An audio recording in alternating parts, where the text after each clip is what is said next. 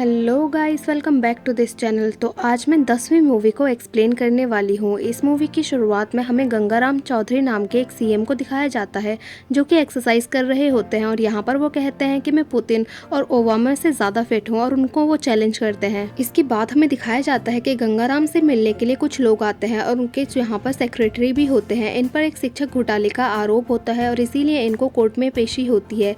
यहाँ पर गंगाराम की वाइफ आती है और उससे खाने के लिए पूछती है वो खाने में क्या बनाए। तब गंगाराम उससे कहता है कि मैं यहाँ का सीएम हूँ और तुम उससे खाने के लिए पूछ रही है। यहाँ पर गंगाराम चौधरी अपनी वाइफ से ये भी कहता है कि तू सीएम की पत्नी है, थोड़ा ऊंचा बोला कर। इसके बाद गंगाराम को कोर्ट में पेश किया जाता है। यहाँ पर जो जस्टिस त्रिपाठी होते हैं वो उनको जुडिकल कस्टडी में भेज देते हैं। इसके बाद हमें दिखाया जाता है कि गंगाराम चौधरी अपनी वाइफ विमला को कॉल करके बोलते हैं कि आज से तू घर के काम नहीं संभालेगी बल्कि सीएम की कुर्सी संभालेगी। और यहाँ पर हमें दिखाया जाता है कि विमला को सीएम अनाउंस कर दिया जाता है। अब हमें जेल के सीन को दिखाया जाता है जहाँ पर गंगाराम चौधरी पहुँचता है तो वहाँ पर बहुत सारे लोग होते हैं जो कि गंगाराम चौधरी के लिए नारे लगा रहे होते हैं और वहाँ पर बहुत सारी मीडिया भी होती है। अब जो गंगाराम चौधरी का सेक्रेटरी होता है वो गंगाराम से कहता है कि आपको यहाँ से उतरकर पैदल ही जेल के अंदर जाना होगा छोटे वाले गेट से। तो यहाँ पर गंगाराम चौधरी उससे कहता है कि मेरा सिर कभी ना झुका है ना ही कभी झुकेगा और वो उसको ऑर्डर देता है कि जाकर बड़ा वाला गेट खुलवाओ। इसके बाद बड़ा वाला गेट खोला जाता है और उसके अंदर गंगाराम चौधरी जाता है। जेल के अंदर आने के बाद यहाँ पर जो गंगाराम चौधरी होते हैं उनको एक सतपाल नाम का पुलिस ऑफिसर मिलता है जो कि उनकी बहुत ज्यादा सेवा करता है और उनको एक बहुत ही अच्छा रूम देता है जहाँ पर कूलर, फ्रिज, टीवी वगैरह सब कुछ होता है। इसके बाद हमें विमला को सीएम की शपथ लेते हुए दिखाया जाता है जहाँ पर वो हिंदी अच्छे से नहीं पढ़ पाती है तो सभी लोग उसका बहुत ज्यादा मजाक बनाते हैं, लेकिन अंत में वो शपथ ले लेती है। गंगाराम जेल में आने के बाद एक घंटी नाम के व्यक्ति से मिलते हैं जिसने की साइकिल की चोरी की होती है और इसके बाद वो एक इंजीनियर से भी मिलते हैं।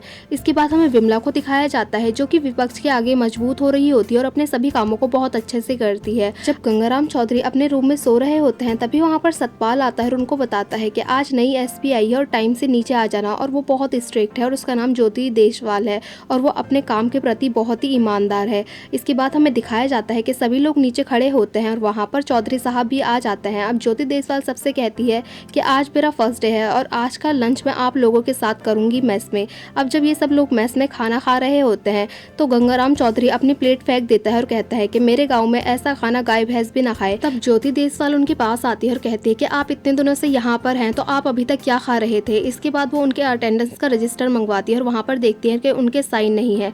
तब वो उनसे साइन करने के लिए बोलती है। जब चौधरी साहब वहाँ पर साइन करते हैं तो वो 5 डंडे और एक डॉट बना देते हैं। ये देखने के बाद वो उनसे पूछती है कि आप कितना पढ़ा लिखे हैं। तब चौधरी साहब उनसे कहते हैं कि मैं 8 तक पढ़ा हूँ। इसके बाद वो अपने पुलिस ऑफिसर से पूछती है कि 8वीं पास के लिए हमारे पास क्या काम है। उनके लिए कुर्सी बनाने के काम को डिसाइड किया जाता है और ज्योति उनसे ये भी कहती है कि ये साइन मैंने अपने ट्रांसफर ऑर्डर पर भी देखे थे। इसके बाद उनको स्लीपर सेल में भी शिफ्ट कर दिया जाता है। इसके बाद हमें दिखाया जाता है कि गंगाराम चौधरी से मिलने के लिए विमला जेल में आती है। अब उसको देखकर लगता ही नहीं था कि वो गाँव की महिला थी, उसने पूरी तरह से अपना मेकओवर कर लिया था। अब गंगाराम विमला से कहता है कि ज्योति का ट्रांसफर ऑर्डर निकाल दो। तो विमला उससे कहती है कि आपने ही ज्योति का ट्रांसफर करवा के उसको इस जेल में भेजा है तो मैं आपके हुक्म के खिलाफ नहीं जा सकती हूँ। गंगाराम चौधरी विमला के बदले हुए रूप को देखकर काफी हैरान रह जाते हैं। इसके बाद हमें गंगाराम चौधरी को दिखाया जाता है जो कि वर्कशॉप में बैठे होते हैं और उनके साथ घंटी भी बैठा होता है। तभी कुछ लोग आगे से जा रहे होते हैं। तब गंगाराम चौधरी घंटी से पूछते हैं कि ये लोग कौन है। तब घंटी उनको बताता है कि ये पढ़ने वाले लोग हैं और इनसे काम नहीं कराया जाता है। तभी वहाँ पर ज्योति आ जाती है और उसको देखकर गंगाराम चौधरी काम करना स्टार्ट कर देते हैं। अब जब वो वहाँ से जाती है तो सतपाल गंगाराम चौधरी की एक फोटो खींच लेता है और उसको वायरल कर देता है। इसकी वजह से गंगाराम चौधरी पर बहुत सारे मीम बन जाते हैं जिनको देखकर सब लोग हंसने लग जाते हैं। अब गंगाराम चौधरी अपने छोटे भाई को कॉल मिलाते हैं और उससे कहते हैं कि मेरी बेल कराओ। अब जो उनका छोटा भाई होता है वो जस्टिस को घूस खिलाने की कोशिश करता है जिससे जस्टिस गुस्सा हो जाता है और वो उनकी बेल को डिनाई कर देता है। और वो अपने एक सेक्रेटरी को गंगाराम चौधरी के छोटे भाई के पास भेजता है और उनसे कहता है अगर तुमने वापस से ऐसा काम करने की कोशिश की तो तुम भी अपने भाई के साथ जेल में ही नजर आओगे। इसके बाद हमें दिखाया जाता है कि गंगाराम चौधरी ज्योति के केबिन में जाता है और उससे कहता है कि मुझे 10वीं की तैयारी करनी है। तो ज्योति उससे कहती है ये आपकी पॉलिटिक्स नहीं है और ये आपके लिए बहुत मुश्किल है और ये आपकी बस की बात नहीं है। तो गंगाराम चौधरी उससे जिद करता है कि वो पढ़ाई करेगा और वो कहता है कि मैं करके दिखाऊंगा। इसके बाद जो गंगाराम चौधरी होता है वो लाइब्रेरी में जाता है और लाइब्रेरियन से 10वीं की सारी बुक्स की जानकारी ले लेता है। इसके बाद हमें विमला को दिखाया जाता है जो कि अपना फोटोशूट करवा रही होती है क्योंकि वो एक चौराहे पर अपना पुतला लगवाना चाहती है। तो उसका जो सेक्रेटरी होता है वो उसका ऐसा करने से मना करता है लेकिन विमला उसको हड़का देती है। इसके बाद हमें गंगाराम चौधरी को दिखाया जाता है जो कि लाइब्रेरी में सो रहे होते हैं। तभी वहाँ पर ज्योति आती है और वो सतपाल से गंगाराम चौधरी को जगाने के लिए कहती है। तो वो कहती है कि अगर तुम पढ़ाई नहीं करोगे तो मैं तुम्हें यहाँ से बाहर निकाल दूंगी और वापस से कुर्सी बनाने के काम पर लगा दूंगी।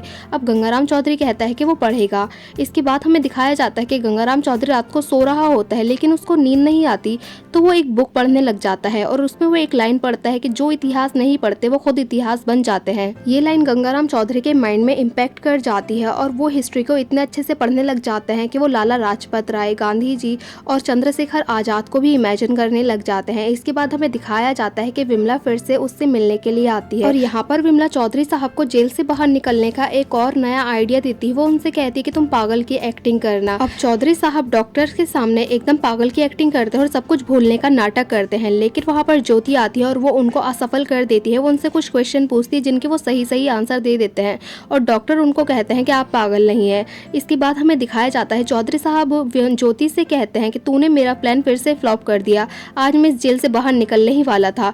तब ज्योति उनसे कहती है कि आप पागल हैं क्या, और वो कहती हैं कि अगर आप मेंटली डिसेबल हो गए तो आप कभी भी इलेक्शन नहीं लड़ पाएंगे। यहाँ पर जो चौधरी साहब होते हैं उनको ये बात सुनकर काफ़ी ज़्यादा गुस्सा आ जाता है और वो उससे कहता है कि तेरी औकात ही क्या है, तू मेरे सामने आखिर है ही क्या। तब ज्योति उनसे कहती है कि अभी तो मेरी औकात आपसे कहीं ज़्यादा है। वो कहती है कि आप इस जेल के बस एक मामूली से कैदी है और मैं यहाँ की एसपी हूँ, तो अपनी हद में रहकर बात कीजिए। ये बात सुनकर चौधरी साहब को बहुत ज़्यादा बुरा लग जाता है और उनको हार्ट अटैक आ जाता है। जब विमला को ये न्यूज़ पता चलती है तो उसको थोड़ा शॉक लगता है। अब जो उसका सेक्रेटरी होता है टंडन, वो उसको बताता है कि अगर ज्योति चौधरी साहब को CPR नहीं देती तो उनके लिए थोड़ी मुश्किल हो सकती थी। विमला को पता नहीं होता है कि CPR का मतलब क्या होता है। तब टंडन उनको वीडियो दिखाता है। ये देखकर ज्योति को काफ़ी गुस्सा आ जाता है और वो थोड़ा शॉक भी हो जाती है। इसके बाद वो चौधरी साहब से मिलने के लिए हॉस्पिटल जाती है तो वहाँ पर ज्योति को ताना मारते हुए कहती है कि काफ़ी मज़े लिए जा रहे हैं। तो ज्योति उनसे कहती है कि ये मेरा फ़र्ज़ था और मुझे ऐसा करना था। इसके बाद हमें दिखाया जाता है कि जब चौधरी साहब ठीक हो जाते हैं तो उनका भाई और उनका सेक्रेटरी उनसे मिलने के लिए आता है। तो वो उनसे कहता है कि मैं आपको 10वीं में घूस खिलाकर पास करवा दूंगा। चौधरी साहब ये सुनकर बहुत ज़्यादा गुस्सा हो जाते हैं और वो कहते हैं कि अब मैं खुद से पढ़कर ही पास हूँगा। अब चौधरी साहब अच्छे से अपनी पढ़ाई पर ध्यान देना स्टार्ट कर देते हैं और वो घंटी से मैथ्स पढ़ते हैं, इनामदार से साइंस पढ़ते हैं और लाइब्रेरियन से इंग्लिश पढ़ते हैं। लेकिन चौधरी साहब को हिंदी में बहुत प्रॉब्लम हो रही होती है और हिंदी के अक्षर उनकी आंखों के सामने उड़ रहे होते हैं। इसके बाद हमें ज्योति को दिखाया जाता है जो कि प्रेम के साथ बैठी होती है और प्रेम की बेल हो गई होती है, मतलब वो जेल से जा रहा होता है। यहाँ पर ज्योति उससे कहती है कि तुम खुश क्यों नहीं लग रहे हो और इसके बाद तो तुम प्रीति से भी मिल पाओगे। तो प्रेम उससे कहता है कि जैसे ही मैं जेल से बाहर जाऊंगा तो प्रीति के घर वाले मुझे मार डालेंगे। इसके बाद ये दोनों मदद मांगने के लिए चौधरी साहब के पास जाते हैं और जो चौधरी साहब होते हैं वो प्रीति और प्रेम की शादी करवा देते हैं। अब विमला वापस से जेल में चौधरी साहब से मिलने के लिए आती है और उनके एग्जाम की प्रिपरेशन के बारे में उनसे पूछती हैं। तो चौधरी साहब कहते हैं कि बाकी सब तो सही चल रहा है लेकिन जो हिंदी है वो बहुत ख़राब चल रही है। अब यहाँ पर विमला उनका मजाक बनाती है और यहाँ से चले जाती है। अब जब रात को चौधरी साहब बैठे होते हैं तो हिंदी के अक्षर वापस से उनके आगे पीछे उड़ने लग जाते हैं। इसके बाद वो हिंदी पढ़ने के लिए और मदद मांगने के लिए ज्योति के पास जाते हैं। अब ज्योति को पता होता है कि चौधरी साहब को कैसे सब कुछ समझ में आएगा, इसलिए वो चीज़ों की हेल्प से उनको अक्षर बनाना सिखाती है और फिर उनको जोड़ना भी सिखाती है। इसी वजह से उनको हिंदी जल्दी समझ में आने लग जाती है।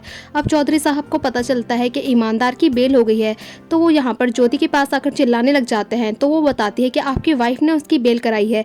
अब यहाँ पर वो अपनी वाइफ को कॉल लगाते हैं तो वो कहता है कि इनामदार एक ईमानदार इंसान था और उसने कुछ भी नहीं किया था, इसलिए उसकी बेल कराना ज़रूरी था और हम ऐसे बेकसूर को जेल में नहीं रख सकते हैं। और ये बोलकर वो फ़ोन कट कर देती है। अब कोर्ट का फैसला भी आ गया होता है और जो चौधरी साहब होते हैं वो बेकसूर होते हैं, बल्कि जो उनका सेक्रेटरी होता है वो गुनहगार होता है। अब चौधरी साहब की बेल के पेपर ज्योति के पास आ जाते हैं लेकिन वो उन पेपर्स को छुपा देती है और पहला पेपर चौधरी साहब का हिंदी का होता है। जब वो पेपर देने के लिए जा रहे होते हैं तो ज्योति उनको दही चीनी खिलाकर भेजती है। अब चौधरी साहब ज्योति के पैर छूते हैं और कहते हैं कि गुरु का दर्जा भगवान से बड़ा होता है और आप मेरी गुरु हैं। और वो अपना हिंदी का पेपर देने के लिए जाता है। इसके बाद उसकी बेल भी हो जाती है। जब वो यहाँ से वापस जा रहा होता है तो वो ज्योति से पूछता है कि आपने मेरे बेल के पेपर क्यों छुपाए थे। तो वो कहती है कि ताकि आप पेपर अच्छे से दे सके। इसके बाद जब वो उन लोगों से विदा लेकर बाहर जाता है तो वो देखता है कि उसके भाई के अलावा कोई भी और उसे लेने के लिए नहीं आया है। ये बात सुनकर जो उसकी वाइफ विमला होती है वो थोड़ी टेंशन में हो जाती है कि वो बाहर आ रहा है। तो वो सभी मिनिस्टर्स की मीटिंग को बुलाती है। अब जो चौधरी साहब होते हैं वो अपनी वाइफ से मिलने के लिए उनके ऑफिस में जाते हैं और उनसे अपना पद वापस लेने की मांग करते हैं, लेकिन वो वापस पद देने से मना कर देती है और कहती है कि अब आपको जीत कर लेना होगा। इसके बाद वो अपनी पार्टी के कई नेताओं से मिलते हैं लेकिन उनको कोई भी टिकट नहीं देता क्योंकि वो कहता है अब ये जो जनता है वो नए युवा नेता को देखना चाहती है। इसके बाद वो अपोजिशन पार्टी से चुनाव लड़ते हैं और यहाँ पर वो अपनी पार्टी का खूब प्रचार करते हैं और खूब अच्छे अच्छे भाषण देते हैं। इसके बाद हमें दिखाया जाता है कि चुनाव का दिन भी आ जाता है और जो उनकी वाइफ होती है वो चौधरी साहब से कुछ सीटों से आगे चल रही होती है, लेकिन वो ये सब छोड़कर अपने 10वीं का रिजल्ट देखने के लिए जाते हैं, क्योंकि जिस दिन उनके चुनाव का रिजल्ट आ रहा होता है उसी दिन उनके 10वीं का रिजल्ट भी आ रहा होता है। जब वो जेल में पहुंचते हैं तो वहां पर जाकर वो अपना रिजल्ट देखते हैं तो उनके मार्क्स पूरे 57% आए होते हैं और वो बहुत अच्छे नंबरों से पास भी हो जाते हैं, जिसको देखकर जो ज्योति होती है वो भी काफ़ी ज़्यादा खुश हो जाती है। और इसके बाद जो चौधरी साहब होते हैं वो ज्योति, जो कि उनकी टीचर होती है, उनको अपने हाथ से बनी हुई कुर्सी गिफ्ट करते हैं, यानी कि गुरु दक्षिणा देते हैं और 10वीं के साथ साथ वो चुनाव भी जीत जाते हैं। अब उनकी वाइफ उनसे कहती है, क्या मैं अभी भी आपकी वाइफ हूँ या आपने किसी और को ढूंढ लिया है? तो जो चौधरी साहब होते हैं वो उससे कहता है कि मैंने कई साल इस कुर्सी का स्वाद चखा है और ये लोगों के दिमाग को घुमा देती है, इसमें तेरी कोई गलती नहीं है। इसके बाद हमें दिखाया जाता है कि चौधरी साहब सीएम युवा नेता को बना देते हैं और वो खुद शिक्षा मंत्री के पद की शपथ लेते हैं और ये मूवी यहीं पर एंड हो जाती है। सो गाइस, अगर आपको ये मूवी अच्छी लगी हो तो लाइक करें, शेयर करें और कमेंट करें और सब्सक्राइब करें इस चैनल को ऐसे ही मज़ेदार वीडियोस को देखने के लिए। और हाँ, बेल आइकन को दबाना ना भूलें। Thank you for watching guys.